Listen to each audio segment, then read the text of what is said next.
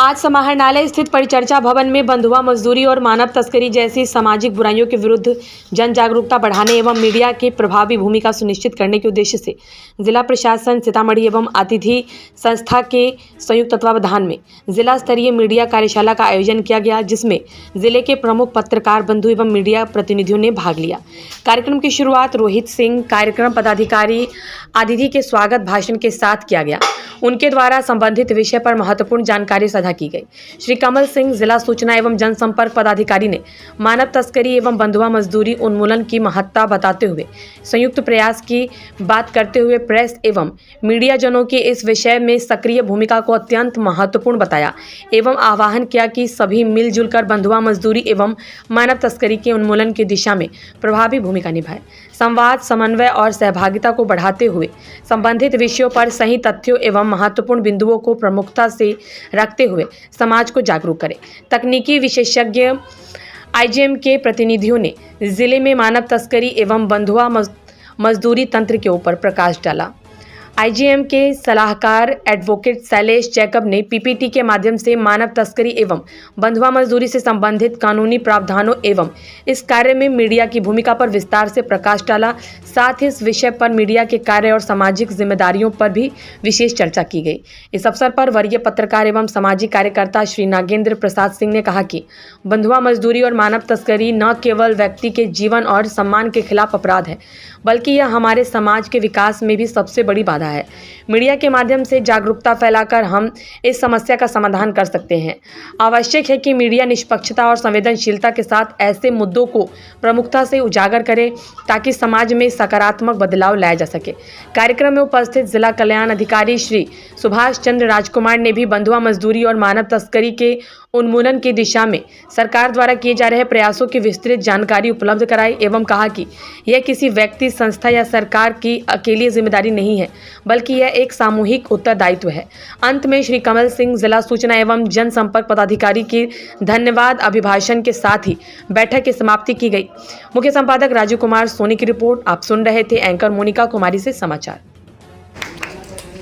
कार्यक्रम को आगे बढ़ाते हुए मैं अपने टीम के साथी मिस्टर अभिषेक पात्रो जी से निवेदन करूंगा कि जिला कल्याण पदाधिकारी जी का पुष्प के साथ एवं अंगवस्त्र के साथ सम्मान करें।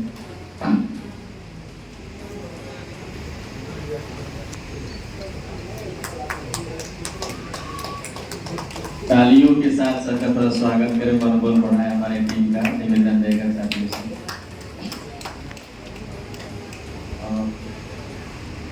मैं निवेदन करना चाहूँगा हमारे टीम के सदस्य बीकू जी से कि हमारे वरिष्ठ पत्रकार नागेंद्र प्रसाद जी का पुष्प और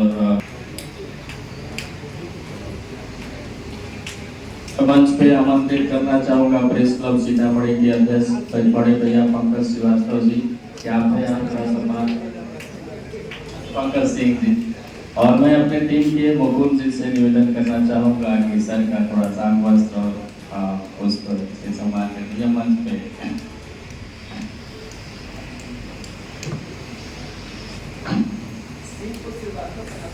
हाँ, थोड़ा सा गलती हो जाती है, गलती के लिए हम तहे दिल से क्षमा प्रार्थना है आप लोगों के साथ ही मीडिया, सरकार, प्रशासन और स्वयं सेवी संस्थाओं का परस्पर कोऑर्डिनेशन होता है, सामंजस्य होता है, तभी हम सफल हो पाते हैं।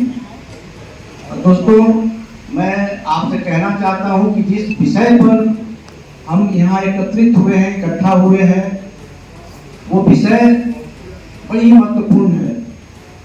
मैं समझता हूं कि ये जो विषय है मानव तस्करी और बंधुआ मजदूरी, ये किसी भी राष्ट्र के विकास के चेहरे पर एक बदनुमा दाग है और उसको खत्म करने के दिशा में हम परस्पर समन्वय के साथ कार्य करेंगे तभी खत्म हो सकता है। इसके पहले कि हम आगे बढ़े, क्योंकि मुझे यहाँ बुलाया गया है, तो मैं विषय के बारे में कुछ बता देना चाहता हूँ कि ये जो बंधुआ मजदूरी है, जैसा कि अभी रोहित जी ने बताया आप लोगों को, ये वो स्थिति है जब कोई व्यक्ति या कोई उस व्यक्ति का परिवार किसी भी मजबूरी, किसी भी उसकी लाचारी, नींद के मामला हो, चंद पैसे की मामला हो, इसके कारण उसकी और उसकी पूरे परिवार की जिंदगी की स्वतंत्रता छीन ली जाती है और वो परिवार गुलामी का जिंदगी जीने को मजबूर हो जाता है। जैसा कि रोहित जी ने भी बताया था कि बंधुआ मजदूर की जब हम कल्पना करते हैं तो ऐसा नहीं है कि वो जंजीरों में बंधा होता है। बंधुआ मजदूर अपनी लाचारी, अपनी बेगारी, अपनी मजबूरी और परेशानियों की बेड़ियों में जगा होता है। वहीं दूसरी तरफ अगर हम देखते हैं, आपको मानव तस्करी की जब बात होती है तो विशेषकर महिलाओं और बच्चों से संबंधित ये मुद्दा समाज में देखने को मिलता रहा है। इसमें जो बच्चे हैं उनको स्कूलों में भेजने के बजाय लोग फैक्ट्रियों में और कारखानों में भेज दिया करते हैं। वही व्यक्ति ऐसे भी होते हैं जिनको चंद रकम के खातिर उनको जिंदगी भर के लिए बेकारी के दलदल में झोंक दिया जाता है। अब सवाल उठता है कि इन समस्याओं का निजात कैसे मिले और इन परिस्थितियों और इन हालात में हम इनको इंसाफ कौन दिला सकता है। तो वैसे तो संस्थाएं काम करती है, जैसे अदिति संस्था काम कर रही है और विभाग भी काम करता है, प्रशासन भी काम करता है, लेकिन इनको इंसाफ दिलाने की दिशा में मीडिया की भूमिका बहुत ही महत्वपूर्ण हो जाती है। आप समाज के सजग प्रहरी होते हैं, जनमत निर्माण में आपकी महत्वपूर्ण भूमिका होती है। आप चाहें तो अपनी आवाज को बुलंदी दे करके जो बेजुबान लोग हैं उनकी आवाज को मुखर किया जा सकता है। आप तटस्थ पत्रकारिता करके समाज के जो ऐसे मुद्दे हैं जो विकासशील राष्ट्र के लिए कलंक की बात है, ये मानव तस्करी और बंधुआ मजदूरी, तो यहाँ पे मीडिया पूरी तटस्थता के साथ, न्यूट्रलिटी के साथ अगर चाहे तो हमें सहयोग प्रदान कर सकता है और समाज को जागरूक कर सकता है। और जब तक हम समाज को जागरूक नहीं करेंगे तब तक हम उस समस्या से समाधान हमको नहीं मिल पाएगा।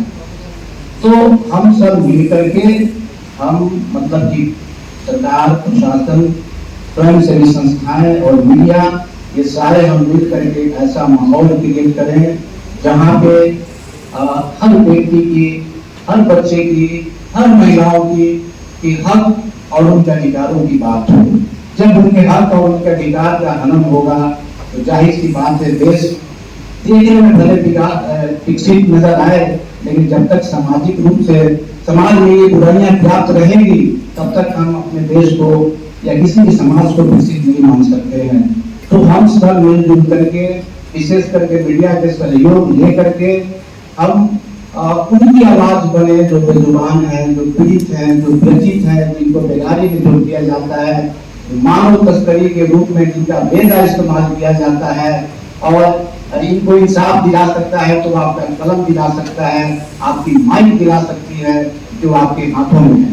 दोस्तों, ज्यादा मैं समय नहीं लूंगा, बस यही कहूंगा कि इसी विषय के परिप्रेक्ष्य में आज एक कार्यशाला का आयोजन किया गया है और हम उम्मीद करते हैं कि आप जो भी लिखते हैं या जो भी चलाते हैं उसमें कुछ ऐसी चीजें हैं जो पर्दे के पीछे रहती है, जो लोगों को दिखाई नहीं देती है, उसके लिए दृष्टि की आवश्यकता होती है, उसे भी देखें। बंधुआ मजदूरी हो या इसके अलावे जो भी सामाजिक बुराइयां हो, उन सबों के बारे में आप स्टोरी बनाएं ताकि लोग जागरूक हो। अगर ऐसा हम करेंगे तो ये कार्य हमारे संवैधानिक मूल्यों की, हमारी स्वतंत्रता की और हमारे मानवीय गरिमा की रक्षा करेगी।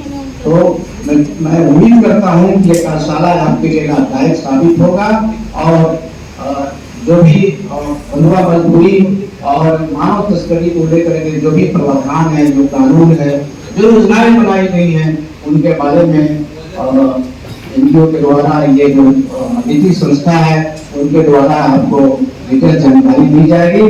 कम समय में इस कार्यशाला को हम जीवंतता प्रदान करें और ज्यादा लाभकारी हो, ज्यादा यूजफुल हो। इसी के साथ मैं अपनी वाणी समाप्त करता हूँ। थैंक यू, धन्यवाद।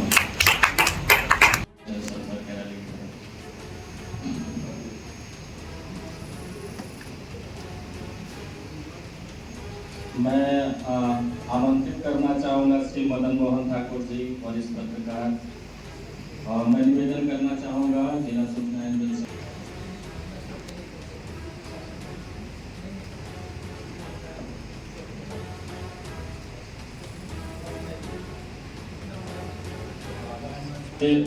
आमंत्रित करना चाहूँगा। काफ़ी दूर से चल के हमारे बीच में उपस्थित हुए हैं विषय वस्तु विशेषज्ञ एडवोकेट सोरेन जैकब मदामे मैम का।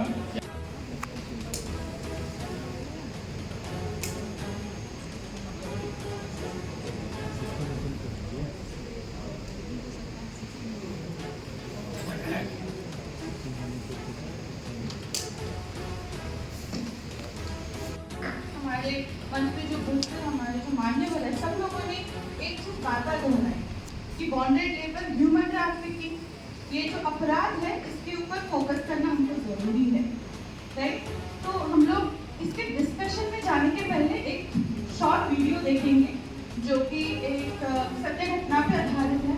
आप कृपया इसको ध्यान से देखिए और अगर संभव हुआ तो अगले 30 से 35 मिनट के लिए आपके जो फोन्स है वो आप साइड में रख लीजिए ताकि हमारा जो कॉन्वर्सेशन है, संभाषण है, वो अच्छे से हम लोग कर सकें। ठीक,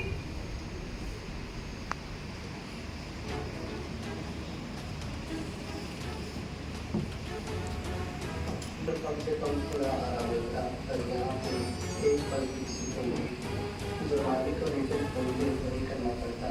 अब बस वही रखे रहते हैं जैसे जिंदगी के अंदर अगर उनकी बात नहीं सुनते तो गाली पड़ती, कभी कभी मारनी पड़ता, जैसे हम कोई इंसान नहीं कोई जानवर हो।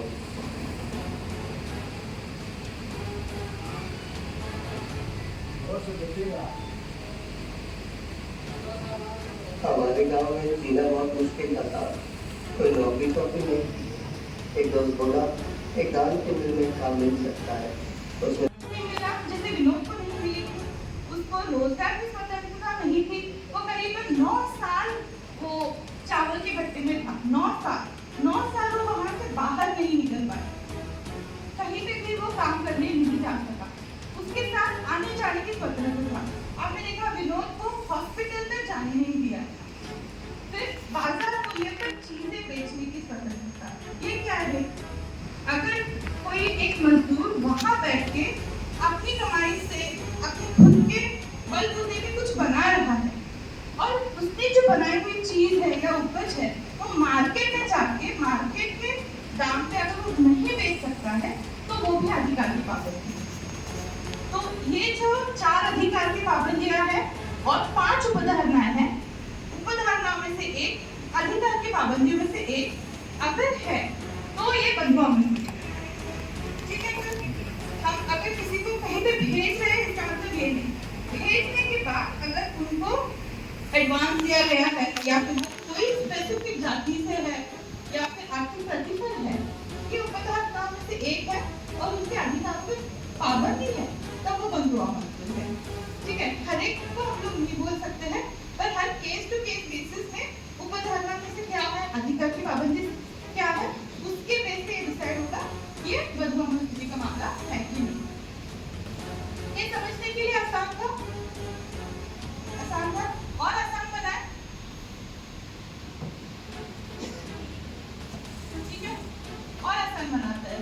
जब आप अपना हाथ उठाते हो, आपके थंब पे, अंगूठे पे जो 5 उपधारणाएं हैं वो हम लोग एक बार बोलेंगे। क्या क्या की 5 उपधारणाएं सर ने पढ़ी थी अभी?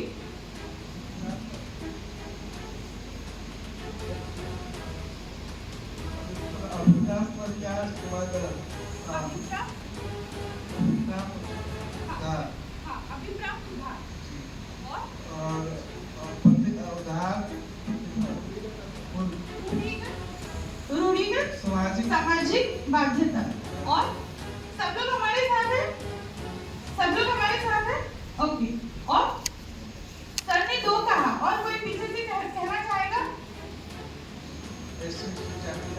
करेक्ट, स्पेसिफिक जाति से अगर है तो, और आर्थिक प्रतिफल, ठीक है। तो ये सारी उपधारणाएं अभी देखते हैं, ठीक है। तो बहुत आसान तरीका है याद करने का। जब हम अंगूठा ऊपर करते हैं तो ये जो उपधारणा है 5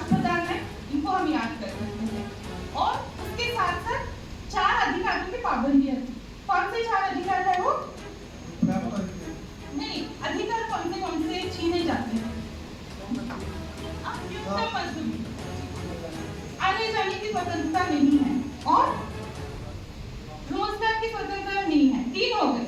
अब सब लोग हमारे साथ हैं। और आखिरी का था कि बाजार मूल्य पे वो चीजें नहीं बेच सकता है। तो ये आसान तरीका है याद रखने का। हाँ, आसान तरीका है इसको याद रखने का। तो अगर आपके पास कोई भी केस आता है तो आप इस दायरे से उसको देख सकते हो। क्या ये 5 उपधारणाओं में से एक उपधारणा वहाँ पे मौजूद है, उसके कौन से अधिकारों पे पाबंदी लग रही है। अगर इनमें से कोई एक अधिकार है, अगर इनमें से कोई एक उपधारणा है, तो ये बंधुआ मजदूरी का मामला है। तो इसके साथ साथ कानून में और एक बात बताई गई है। अगर कोई कॉन्ट्रैक्ट लेबरर है या फिर अंतर्राज्यीय प्रवासी मजदूर है, जब वो बाहर से आते हैं और उनको एडवांस दिया जाता है और उसके साथ साथ उनकी रोजगार की स्वतंत्रता छीनी जाती है, आने जाने की स्वतंत्रता छीनी जाती है, बाजार मूल्यों पे उनको चीजें बेचने की अधिकार नहीं दिया जाता है, तो ये बंधुआ मजदूरी का मामला है। ये कानून में लिखा है। आपको एक किताब मिली है, आप इसका धारा 2 और सब सेक्शन 6 इसको घर में जाके आप अगर पढ़ोगे, जो हम लोग यहाँ पे बात कर रहे हैं, तो आपको वहाँ पे लिखा हुआ मिलेगा। इसके ऊपर कोई सवाल अगर है तो आप कृपया इसको लिख के रखिए। थोड़ी ही देर में हम लोग इसके ऊपर बात करेंगे। एनसीआरबी जो है, नेशनल क्राइम रिकॉर्ड्स ब्यूरो, वो हर साल में डेटा कलेक्ट करता है कि वहाँ पे कौन से अपराध कितने अमाउंट में हुआ है, कितने कैपेसिटी में हुआ है। तो बंधुआ मजदूरी का जो अपराध बिहार में अकॉर्डिंग टू एनसीआरबी जो है, वो एक मामला दर्ज किया हुआ है। और एससी मतलब शेड्यूल ट्राइब का जो एक्ट है, उसके साथ बॉन्डेड लेबर का जो एक्ट है, इसको मिलाकर एक केस था। पर अगर आप देखोगे बाकी स्टेट्स में कई ज्यादा मात्रा में है, यहाँ पे नहीं लिखा है और बाकी स्टेट के अगर ज्यादा है तो इसका मतलब ये नहीं है कि हमारे यहाँ नहीं हो रहा है। इसका मतलब ये भी हो सकता है उन्होंने उसको सही तरीके से रिपोर्ट किया है। मैम, बात करना चाह रहे हैं। हम लोग जब गए थे, हम लोग को ठेकेदार बुलाने के लिए यहाँ पे बैंक बोला कि 10,000 का महीना देंगे कि चलो हम लोग के साथ बेंगलोर। तो हम लोग इसमें उसको बैठाने में आ गए। हम लोग को 10 आदमी मिलेगा, तो 10 छोटा बच्चा था। हम लोग को 2015 में ले गए वहाँ पे। वहाँ पे जब बेंगलोर स्टेशन पर पहुँचे तो पिकअप लाया हम लोगों के लिए, लाने के लिए नाइट को। हम लोग को जो पिकअप है, तो पिकअप में सारे बच्चों को बैठा दिया। सारे बच्चे को बैठा कर उसको पट्टी से ढक दिया। हम लोग ने देखने नहीं दिया रास्ता में कैसे ले जा रहा है, नहीं ले जा रहा है। हम लोग पहले यहाँ से ले गए दरभंगा जिला। दरभंगा से जो बहुत भीड़ था ट्रेन में, तो हम लोगों को गोदी में उठा कर खिड़की होता है ना, खिड़की में हम लोग को डाल रहा था। जबरदस्ती नहीं जा रहे थे तो लोग बचा रहा था, बड़ी जबरदस्ती और गोदी को पैसा देकर कभी गोदी उठा के हम लोगों को डाल रहा था। तो वहाँ पे ले गया, हम लोग को 24 घंटा 12 घंटा काम करवा रहा था। हम लोग गोदी पे उसको भी हम लोग ठेकेदार को बोले थे, अंजला ठेकेदार था, अंजला नाम का ठेकेदार था वहाँ पे, वो मुसलमान जात का था। तो हम लोग उसको बोलते थे कि हम लोग के घर मम्मी पापा का पैसा दे रहा है महीना में कि नहीं। क्यों बोल रहे क्या, मम्मी पापा को हमको बोल रहा है कि पैसा दे रहे हैं, लेकिन हम लोग के पास नहीं करा सकता था वो फोन से। जब हम लोग बोलते थे कि बात कराया मम्मी पापा को, तो बोलता है चुपचाप काम करो, आप लोगों के साथ आप लोगों को पैसा टाइम से मिल रहा है महीने में 10,000 का महीने। हम लोग जब वहाँ से 2017 में हम लोग को इंस्पेक्टर गया दफा करने के लिए, जो अधिकारी था वो चाह गया था हम लोग को लेने के लिए। वहाँ पे हम लोग को लेकर गए वहाँ। हम लोग के 1 महीना गर्भ हॉस्टल में रहते, गर्भ हॉस्टल जो लड़की से पढ़ता है उसमें रहते हम लोगों को 1 महीना हम लोग के रहते वहीं पे, वहाँ से हम लोग को लाया घर पे सीतामढ़ी जिले में। सीतामढ़ी जिले से तो हम लोग को मम्मी पापा आया तो ले गया घर पे पूछा मम्मी पापा से कि पैसा देता था कि नहीं, तो मेरे मम्मी पापा से बोलता था क्या कि पैसा नहीं देता था पैसा। तो हम लोग में अब हम लोग जो हम लोग को लेकर आया उन लोगों से बोल रहे थे। एक बार भी गया था मैं बेंगलोर बयान देने के लिए, मतलब कि क्या बोलता है कोर्ट में गए थे बयान देने के लिए। तो हम लोगों को उसको जो अपराधी था जो हम लोगों को काम करवा रहा था, दिन रात मार रहा था, पीट रहा था, गाली भी देकर काम करवा रहा था। 24 घंटा 12 घंटा जहाँ काम करते थे वहीं पे सो जाते थे। हम लोग को खाने का नहीं ठिकाना था, नहीं कुछ का। तो हम लोग पूछे वो किरदार हम लोगों को पैसा टाइम से जाता है कि नहीं, तो बोलता है टाइम से जाता है, लेकिन आप चुपचाप तुम लोग काम करो। पर हम लोग थोड़ा सा भी गलती हो जाता है तो क्या बोलता है सोल रहता है सैंडल का, जो लेडीज का सैंडल बनता है, तो सोल जलाकर पीछे से मारता था। इसलिए हम लोग पीछे से मारता था, आगे से नहीं, पीछे से मारता था। हम लोग तो काम कर रहे थे, पीछे से मारता था हम लोग को पैसा एक भी नहीं घर से हमको मम्मी पापा को दिया है।